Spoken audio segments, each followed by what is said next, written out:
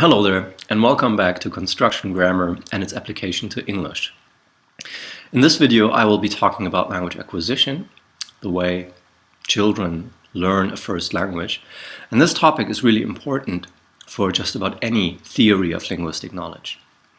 Why is that the case? Well, think about it. Kids acquire language very early in life, and they do so seemingly without effort. They just go ahead and do it. And so they can do very sophisticated things like use relative clauses at an age where they can't even tie their shoelaces. And that seems, well, remarkable. At any rate, it's something that linguists should be able to explain. How is it that kids can do something that's very cognitively challenging and sophisticated when they can't do other things that seem relatively trivial? Right, I want to start out by showing you a picture that you've already seen in the video on constructional morphology, video number 4. And so here you have a man who knows how to zib. And if you ask a 4-year-old or a 5-year-old, okay, what's this man doing? They will tell you in no uncertain terms, he is zibbing. And if you ask them, what would you call a man whose job it is to zib? They would say, zibber. What's remarkable about this is they haven't heard this word zib before, and yet they can use it in these morphological constructions. So that means they have acquired something more than just strings and words that they can repeat. They have formed generalizations that allow them to use language productively and creatively. Actually, you don't even have to show these pictures of zibbers and gutches and heaves and wugs to kids. They produce sentences that can lead you to the very same conclusion. Things like want other one spoon, daddy, or it noises, or I became to be Spider-Man, or she unlocked it open. You see that from an adult perspective, these sentences are, well, not ill-formed, but they are non-conventional. Adults don't walk around saying these things. Kids do.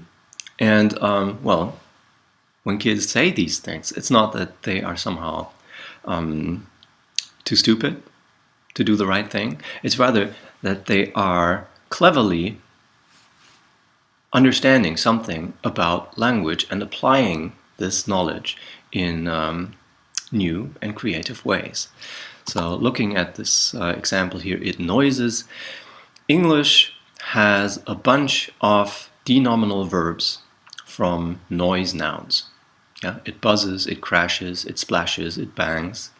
And the kid might very well realize this and think, well, if I can do this with crash and with splash, I'm going to go ahead and do this with noise and say it noises. Or if you have an example of the resultative construction here, she unlocked it open. Well, there are examples such as she pulled it open, she cracked it open, she pried it open. And a kid who is attentive to this pattern might go ahead and say she unlocked it open. Now, you as an adult speaker, you have heard a lot of examples of the resultative construction, and you have heard unlock many, many times. And you've noticed unconsciously that unlock and the resultative construction don't overlap. So through the principle of statistical preemption, you have come to learn that she unlocked it open does not work. But the kid doesn't have this rich experience, so they go ahead and say she unlocked it open. Right. These errors in scare quotes, are called overgeneralization errors, and they show that the child has acquired more than a string of words that is just repeated. They show that the child has acquired a regularity, a schema, a rule, a construction, something of that sort. And the endearing quality of these errors is that, well, the child has done something clever, but it has not mastered all constraints of that regularity just yet. That's what's making them so cute. Okay, now here's a big one. If children make overgeneralization errors, that must mean that they have acquired an abstract rule, right? Yeah, at least that's what you've been told in your linguistics intro class when, when you were talking about the WUG test, yeah, that shows that children have acquired the pluralization rule. They know how plural allomorphy works. Yeah, they have acquired a rule, evidently. Or in the example here of the resultative construction, she unlocked it open. That must mean that, okay, the kid has a rule. A subject can be combined with a verb, with an object, with a resultant adjective. Well, the question that I would like you to ponder for a minute or two now is it really evidence that the kids have acquired a rule? You can think about this for a while, stop the video, but I will continue now. So, on the dictionary and grammar model, that would be exactly the thing that would be assumed, okay? The kid has acquired a rule in the grammar component and can now use this rule with all the words, all the lexical items that are found in the mental dictionary. Yeah. Now, the construction grammar story, and you've been expecting this, I think, it's a little different. On both models, it is assumed that kids learn generalizations. That's not the question. There's no controversy there. All current linguistic theories assume that kids learn generalizations. They might call them rules, they might call them constructions, they might call them schemas. There's no linguistic theory on earth anymore that would say that kids only learn to respond to stimuli in a behavioristic way. Like Pavlovian dogs responding to things that the parents say. Yeah.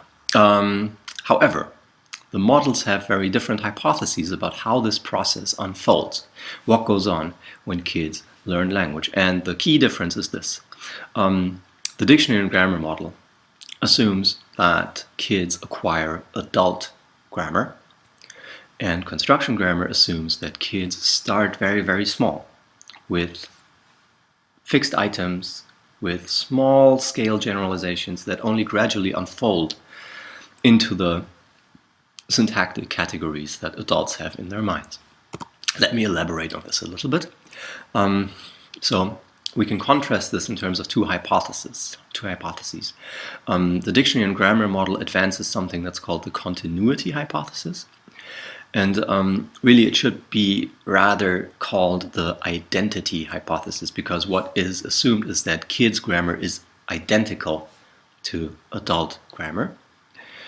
So kids acquire the syntactic categories and rules of adult grammar, things like subject, adjective, complement, relative clause, what have you. Now, everybody's of course aware that kids don't talk like adults. So if they have the right categories and rules, why don't they talk like adults? Well, if you acquire these rules one after the other, that means that at first you only have a subset of all rules, and so your language output is going to be imperfect. It's going to have things where you overgenerate, where you say things that adults don't really say. And it will also undergenerate, so it will leave you with a smaller repertoire of things to say than what adults walk around saying. Okay, let's contrast this with the story from construction grammar. And the hypothesis here is called the item-based learning hypothesis. The idea would be that kids acquire knowledge of lexical items and fixed strings of lexical items, things like more juice, more milk, more cookie, more singing, more play, and so on and so forth. Okay, and as they acquire more and more of these, they begin to see similarities across them and form generalizations. So you realize as a child that, okay, well, the first bit of more juice, more chocolate, more singing, that's always the same. Interesting. And so eventually the kid arrives at a mini construction, a schema of the form more and then something. And at this point, the kid doesn't really know that more is something that's called a quantifier. So in adult grammar, it's called a quantifier, and on the continuity hypothesis, the idea would be the child hears something like more juice and goes, okay, quantifier is before the noun. You don't believe me? Well, I have a quote in 2 slides' time that will clarify things. Right, something more on the continuity hypothesis. Just to rephrase what I just said, the hypothesis states that the language of children is mentally represented by the same syntactic rules and categories as adult language. And this assumption, this hypothesis, comes at a steep price. Namely, if you think that this is the case, you have to assume that there is some innate knowledge facilitating the language process, because it's really hard going from hearing a sound bit like more juice to going, ah, okay, quantifiers before nouns. That is impossible. And so smart people like Steve Pinker,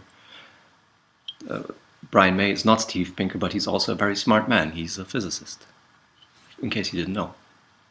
Yeah. Astronomer. Okay, so you need some innate knowledge to facilitate the learning process, and that is often called universal grammar, or a language acquisition device, or, well, Pinker has this famous book, The Language Instinct. I suggest, if you haven't read it, go ahead and read it. It's all wrong, but it's incredibly well written and funny, and you should read it. So you need some innate knowledge, and certain things are hardwired into your language acquisition device, and it's not really specified what is in there, what's in universal grammar. Well, but it would seem that certain things, for instance, part of speech categories, are really fundamental to get you started. Right. So here's a quote, not by Pinker, by someone else. You can look it up in the book. Once a child is able to parse an utterance, such as close the door, he will be able to infer from the fact that the verb close in English precedes its complement, the door, that all verbs in English precede their complements. Okay, so this only works if children are born with the idea that there are verbs, complements, and things like relative clauses and other grammatical categories. You can't get this from nothing, and so the assumption goes, well, we need something innate that helps kids learn language so they can produce relative clauses at an age where they can't tie their shoelaces. There you have it. Now, the story from construction grammar goes like this. Children don't really need to infer the adult grammatical categories, but they start out by memorizing and repeating concrete words and phrases. More juice, more milk, and so on and so forth. Now, as a child recognizes similarities across different phrases, a process of schematization sets in. That's a cognitive skill that humans have, and we like to see similarities across different things, even if they're not very similar. Now, this means that part of speech categories and syntactic categories and such are not fundamental. They're not things you start out with or that are hardwired into your brain. Rather, they emerge as generalizations over concrete phrases. There's something that comes relatively late. You start with concrete and small-scale generalizations, and you get ever more abstract as you go on learning your language. Okay, so these generalizations, they get increasingly abstract until they resemble adult grammar. How do you get there? Okay, in order to do this, starting small and arriving at more abstract generalizations, you need a couple of sociocognitive skills, and some of these are shared evolutionarily with primates and other smart animals. Others seem to be peculiar for humans, and well, here in this video I'll talk about 5 sociocognitive abilities, namely joint attention, intention reading, schematization, role reversal, and pattern recognition. But there are more of these, and if you want the full scoop, I suggest that you take a look at Mike Tomasello's Constructing a Language book, which is already a couple of years old, but it's very, very good, and summarizes all of this in a very good, succinct fashion. So, joint attention, what's that? Well, words. Learning words is one of the central things that you have to master when you learn a language. And how do you learn them? Well, words become meaningful in situations in which both the child and the caretaker focus on an object together and they are mutually aware of this. Think of the mother playing with the baby and maybe touching the baby's foot and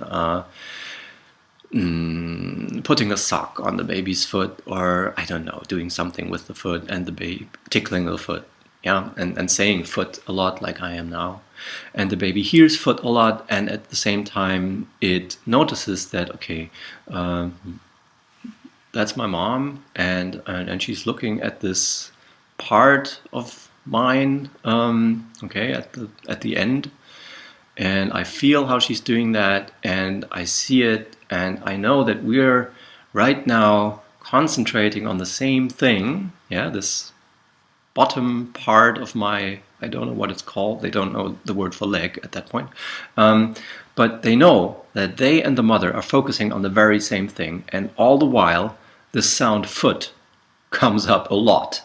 Yeah, so that's how they can bootstrap this, and that's how they can make this connection between the sound foot and the, you know, nethermost part of the lower extremity of their body. Okay, yeah.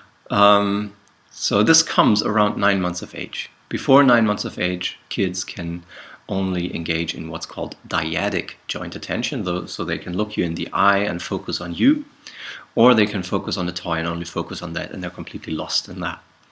So triadic joint attention means inspecting an object together, and with the ability to engage in triadic joint attention comes word learning. Yeah. So this observation that, okay, at 9 months of age you get joint attention, and then 3 months later, around 12 months, the first words start to appear in the kids' language production. That's no coincidence. That's just because of that. Right. So that's something you need to acquire a language, and you all have it. Yeah, congratulations. A second thing you have is intention reading. Young children, even very young children, interpret other people's actions as purposeful and goal-directed. This often goes under the heading of theory of mind. You have a theory of mind. You have the idea that other people too have ideas, feelings, and knowledge. I don't. I'm a solipsist. You're all figments of my imagination. Deal with it. Okay, so toddlers from a very early age imitate actions of others, but they imitate only those that they see as successful or goal-directed, and not those that are accidental. Right. Why is this important? We'll get to this later. One thing that I've already talked about, and that's very important, is schematization, the ability to see similarities across things that are, well, similar in some way, and to form abstractions. So from hearing things like all done, all wet, all dry, all hot, you form something that's called a pivot schema, all X, or from where's daddy, where's cookie, where's Rosie, you get where's X. From let's go and let's find it, you get let's something, and from I'm holding it, I'm pulling it, you get I'm Xing it. So, you know, the ability to say something like he's zipping. Okay, pivot schemas. They're called pivot schemas because they have a pivot, that's the fixed part of the schema, and the X part, that's the open slot, the variable part of a schema.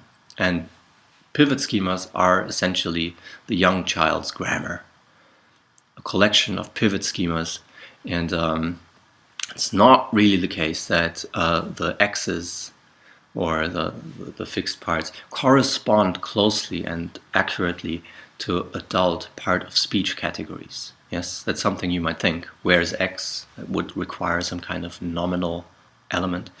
Yeah, I'll mention the more juice, more milk example one more time. So kids will say more juice and more milk, but also more singing, more play. And singing and play are not really nouns, but they are good enough for this more something pivot schema. So it's only eventually that kids arrive at these part of speech categories that characterize adult speech. Fourth ability is role reversal. So in linguistic interaction, in human linguistic interaction, speakers are hearers and senders at the same time. And for this, you need something that Mark Turner and Gilles Fauconnier have called conceptual blending. So the ability essentially to put yourself into the shoes of someone else and examine what it would be like to be in the position of the other person. I've talked about this at length in the video about information packaging constructions, video number 5. And what you're doing is creating a model of other people's current knowledge. Now, evidently, kids are not as proficient in that as you and I, but they're training this. And even young children are aware that your knowledge state sometimes is not their own knowledge state, although they tend to forget about that sometimes. Right. Fifth skill is pattern recognition, the ability to recognize regularities in the flow of speech. And this comes very early. This is essentially the kind of language learning that goes on before the kid even utters their first word. So there are neat experiments being done with young infants, 8-month-olds. The researchers had them listen to nonce words like bidaku, padoti, bidala, tupiro, gubida, and so on and so forth. And there was a regularity hidden in those items, namely the syllable B was always followed by da. And then, in the second stage of the experiment, the kids were exposed to new words, 2 types. One type that was in line with the phonotactics that were present in the stimuli, the earlier stimuli, the training stimuli, and words that were different in their phonotactics from previous words. And guess what? Infants showed greater interest towards these new and unusual words that violated some established patterns, some expectations. So the baby's brain was, accommodated, got accustomed to this idea that B was always followed by da. And then suddenly you have a word, dabiko, and your brain is pissed off because, wait, there goes my generalization. Shoot. So that's how the kids showed greater interest towards these pattern recognition. Fully automatic, and humans do this. They're fantastic pattern recognition machines. Right, so there you have it, 5 sociocognitive abilities. There are more, but these to me seem very, very fundamental and really important in order to get language off the ground. Right, now, in the following, in the rest of this video, I want to present to you 3 studies of early language learning, and all of them have to do with these pivot schemas. And generalizing across pivot schemas seems to be one central task in learning a language. This works okay with English nouns. So if a child learns something like noodles in there, or my noodles, noodles hot, they realize, okay, this noodles thing that appears across different strings that I hear. And so if the child masters things like X in there, or my X, or X hot, they will be able to transfer one element from an open slot in the X in there pivot schema to another pivot schema, my X. With verbal pivot schemas, that's a lot more difficult. So if you introduce kids to a new verb, meeking, and ask kids to reproduce that, 2-year-olds are really hesitant to do that, even though they may have pivot schemas with ing forms, like I'm holding it or I'm pulling it. They don't feel comfortable extending a verb to other pivot schemas. And well, why is this? Mike Tomasello has proposed something that is called the verb island hypothesis. And this has nothing to do with island constraints. That's just another island metaphor. Islands are such a good source domain. It means that verbs in early language acquisition form islands of grammatical organization, so that each verb is limited to ideally just one syntactic pattern. So tickle in the proto-transitive pivot schema, you might say. Tickle me, tickle it, tickle doggy. Put in a proto-cause motion kind of schema. Put it there, put it up, put it down. And swinging in a proto-intransitive schema. I swinging, baby swinging. Now adults are more proficient with verbs. They use verbs in several syntactic patterns, and English is notorious for this. Yeah, stop tickling. John was tickled by Mary. John tickled me silly. John tickled Mary out of the room. There are many, many patterns with a simple verb like tickle. Okay. Now, in the previous videos, I was always very, very pedantic about saying, well, what's the evidence? What evidence is there for this? Well, having proposed this item-based learning hypothesis, I think I owe you an explanation. What evidence is there for item-based learning? And that's what we'll turn to now. Here's the first of 3 studies that I will discuss in the rest of this video. First boils down to the observation that kids are conservative about verbal pivot schemas, the idea that I just introduced. And Brooks and Tomasello made this point through a study of the English passive. Now, the passive is a relative latecomer in kids' speech, and there could be different reasons for that. It could be that the passive is very complex construction, and so kids find it too hard. Or it could be that the passive is too infrequently used, and so kids don't see the necessity to bother with it. Okay, to address this question, Brooks and Tomasello asked the following: can we train young children to use the passive? And if they can, that it would be likely that input frequency, not overall complexity, explains the early absence of passives.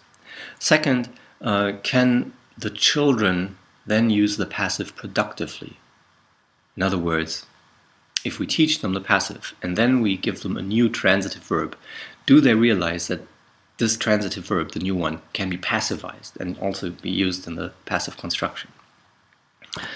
Okay, so they took 2 sets of children, one around 2.5 years, one around 3.5 years, and they introduced both groups to new verbs, namely meeking and tamming. In case you don't know what meeking and tamming signify, well, this is meeking.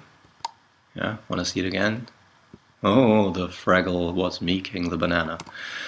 Tamming, R2 has tammed the banana. Lots of tamming going on. Yeah. So meeking and tamming. And the kids were divided into 2 groups.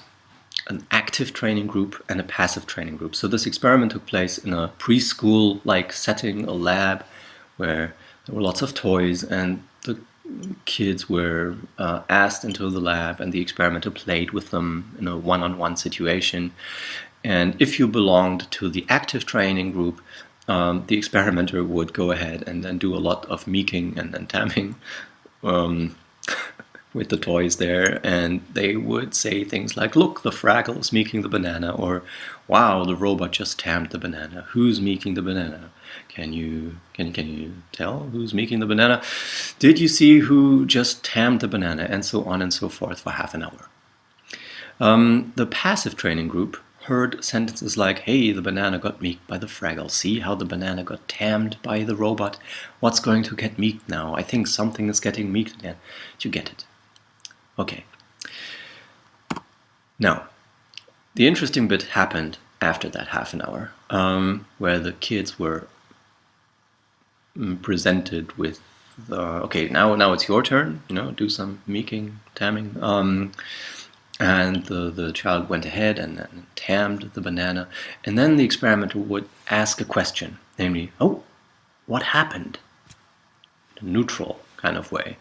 Or sometimes they would ask, oh, what happened to the banana? And you see that that is a patient-focused question. And if you ask an adult, what happened to the banana? Notice that the adult would use a passive construction here. Oh, the banana got meeked by the Fraggle.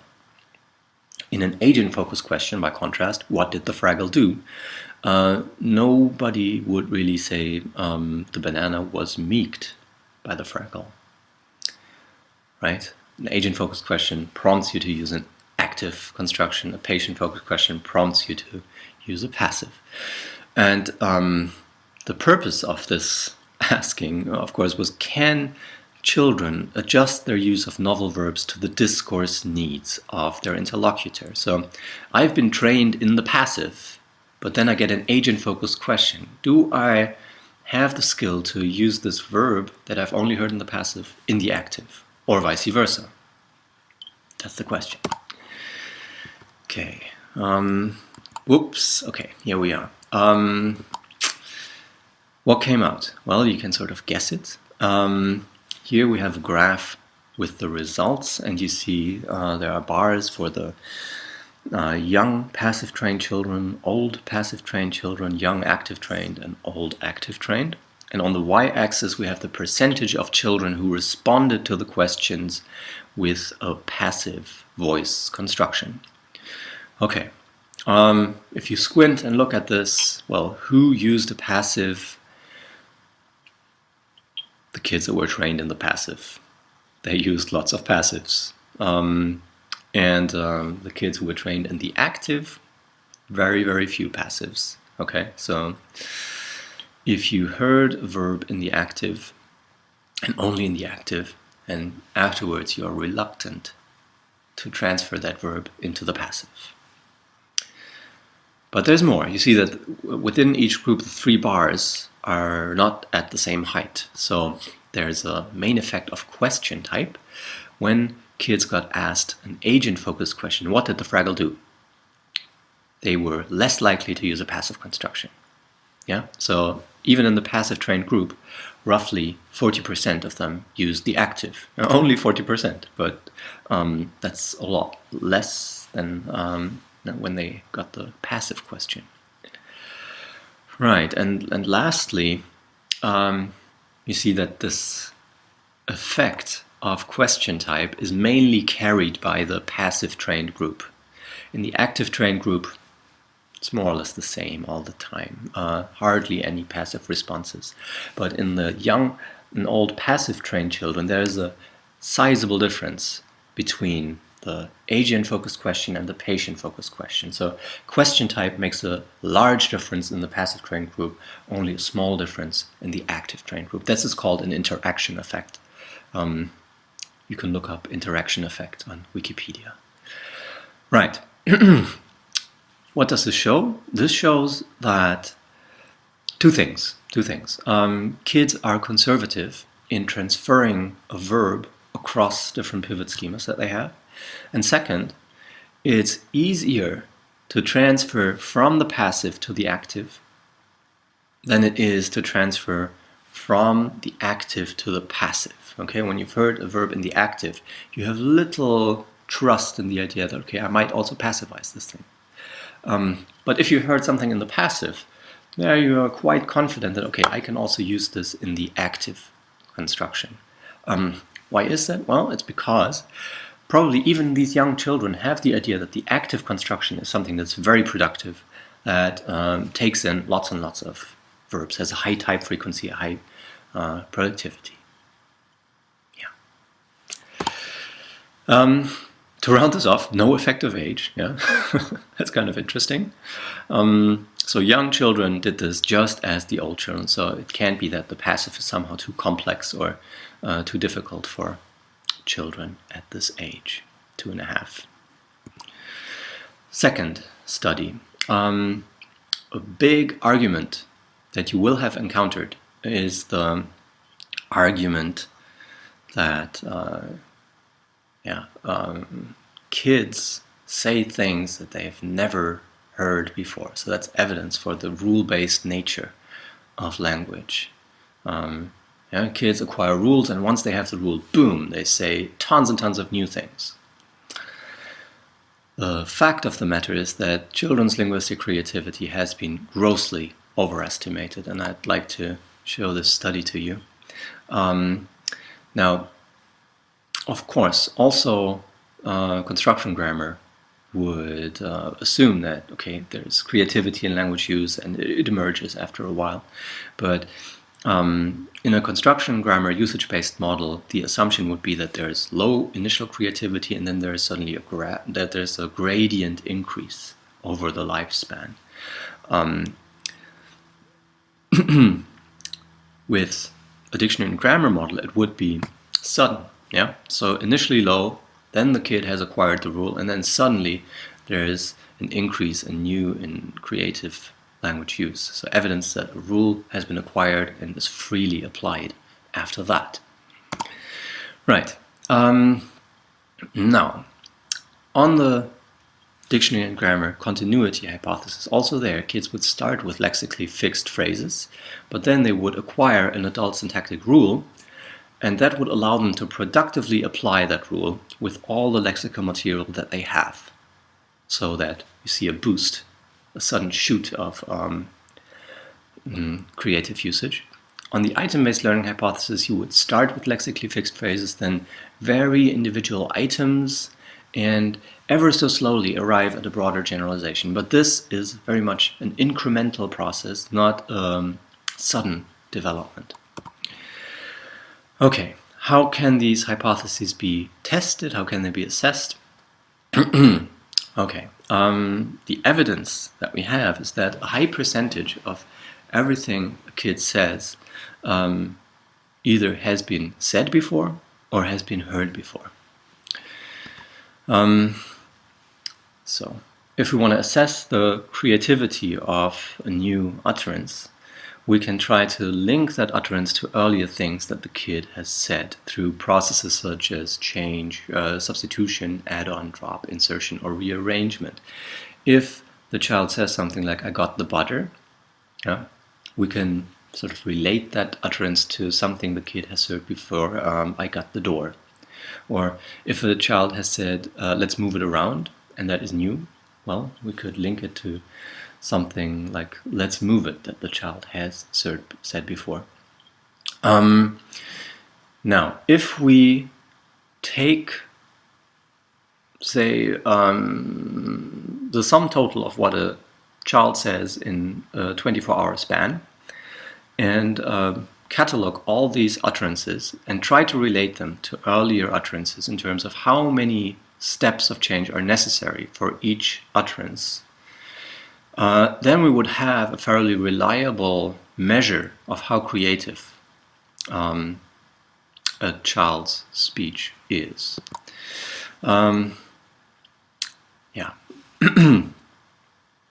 Levin and Eva Dabrowska were interested in this, and so they did a case study with 2 children and recorded these children for 6 weeks at age 2 and then again for 6 weeks at age 3. So they got away with 4 really high density corpora, and then they divided those corpora into a main part, 80%, and then a test part. I don't know if it's really 80-20 or something other than it looks more like 10-1, something along those lines. Yeah, so how creative are young children? It turns out that about 60% of what kids said in the test corpora had already occurred in the main corpora. Of course, there were creative utterances in the test corpus, but the biggest chunk of those required only one small change from the target to a predecessor. And the things that required 2 or more really account just for something like 10% of the entire database. So most of the things that kids say, they have either heard before or they have said them before. And the stuff that is really and truly original is very, very rare. They also went one step further then and looked at the very, very creative parts of the database, the utterances that they could not relate to something earlier that the child had said. And it turns out that most of these were actually not creative applications of rules, but rather they were grammatically deviant sentences, sentences that don't really work from an adult perspective. Either because there's an inappropriate filler, do you want to football? Or an inappropriate add-on, which ones go by here? Or a constituent omission, and what that done. So what this means is when the child says something original, it's not because they have learned a rule, it's because they are overly confident in playing around the things that they already know. Okay, so it's not at all what the dictionary and grammar model would predict. Right, so a high proportion of the problematic utterances are ill-formed by adult standards. This means when children use language creatively, they go beyond what they know, they try things out, rather than applying abstract rules to create novel utterances. Right, I find this hilarious in some way. Conclusions. The creativity of later child speech has been grossly overestimated. Small variations account for the lion's share of everything that kids say. This makes them no less adorable, no less clever, no less cute. Yeah, it's just a thing to acknowledge. The variation that does exist does not point to the application of rules. It points to pivot schemas and playing around with pivot schemas. Yeah, so this means item-based learning seems to continue as the main process of language acquisition. It's not abandoned in favor of a learning principle approach. Third study. The collocational properties of constructions facilitate acquisition. What do I mean by that? So, kids must learn that there are these form-meaning correspondences that I've been talking about. John emailed me the report. The ditransitive construction here. You know that John caused me to receive the report by means of emailing it. So, learners must be able to interpret novel utterances. With regard to words, kids are notorious for being great learners. They have something that's called fast mapping. That is, you tell them the name of a thing once and they memorize it just like that. Yeah, they learn lexical items at a stunning rate. Okay, the question is this also possible with syntactic constructions? Kids can do this with words, but can they also do it with syntactic constructions? Adele Goldberg and her collaborators had an idea, namely, learning a construction might be easy if a syntactic structure often occurs with one particular lexical element. Okay, if there's one prototypical lexical element that often occurs in a construction, that could act as, I don't know, maybe something around which this knowledge of the construction can crystallize. Indeed, many constructions have a most frequent verb. So the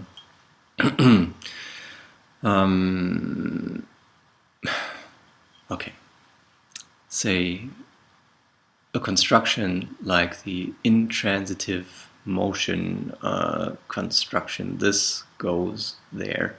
Yeah, a subject, a verb, and a locative. In 40% of all cases, mothers use the verb go when they talk to kids. This goes in there, or this goes on the top shelf. In instances of the cause motion construction. Yeah, subject, verbs, object, oblique.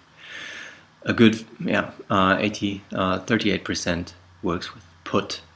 And then the ditransitive construction, well, 20% give. That may not be that outstanding, but still 20%, that's enough to work as a prototype, I would say. Right. Goldberg and her colleagues then devised an experiment in which they taught kids a new English phrasal pattern with a new meaning, namely noun phrase 1, noun phrase 2, and then a verb. And the meaning of that was something appears. Yeah. So a sentence like the frog, the sock, moopode would mean something like the frog appeared from under the sock, or in the sock, or somewhere close to the sock.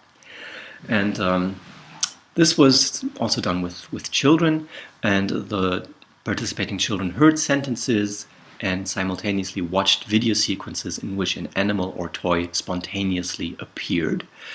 I'll show you the training or something along those lines very shortly. And then the task was participants were given one sentence to judge. They had to choose between two possible video clips to match the sentence with a video clip.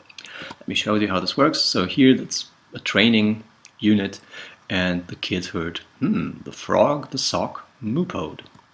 Oh, wait, I need to make this large. Here we go. The frog, the sock, moopode. Okay.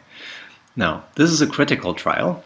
So here the child would have to decide which video corresponds to the cow, the hat, moopode. I'll play this. There we are. The cow, the hat, moopode. And you realize it is well, the left one. Right. Now, the training groups were a little different. Again, there were different conditions. The procedure was that subjects saw 8 clips with these stimuli: a rabbit appearing on a hat, a monster wiggling out from under a cloth, a frog dropping down into a box, and so on and so forth. And they heard sentences like the rabbit, the hat, moopode, or the monster, the cloth, keyboard. What were the different conditions? The children were put into 3 different groups. One group that was called the skewed frequency group. And why was this a skewed frequency group? Well, the verb moopo was more frequently heard in this group, 4 times, 1 times veko, once suto, once kibo, and 1 fego. And in the balanced frequency group, you had twice mupo and veko and suto, and kibo and fego just once. The control group had no sound whatsoever. So, question, does it make a difference if you're in the skewed frequency group? Does the skewed frequency maybe facilitate the task because you have this prototype with the 4 instances? Turns out that yes, you do have an advantage. So the control group did not perform better than chance. Yeah, so there were 6 trials and the control group got exactly 3 right. Yeah, chance level. The balanced group did a little better, significantly better though, and the skewed group did better still. So they're not quite at 6, but they're better than the balanced group. Yeah, what this means is that maybe this is a design feature of language. Maybe this is a design feature that constructions have most frequent lexical elements, and they are useful because there you can associate the form and the meaning on the basis of that lexical element, because kids are very good at memorizing and learning these lexical elements. I'm summing up. What's the evidence for item-based learning? Well, kids extend verbal pivot schemas very conservatively. It doesn't look like they're applying rules that allow them to say productive things, say things productively, rather. Second, children's linguistic creativity has been overestimated. And thirdly, skewed frequencies of constructional collocates facilitate the learning of construction. I think that's it for today. The next time I will be talking about language change and language variation, and that will already be the last video of the sequence. So I hope you will watch that as well. Thank you.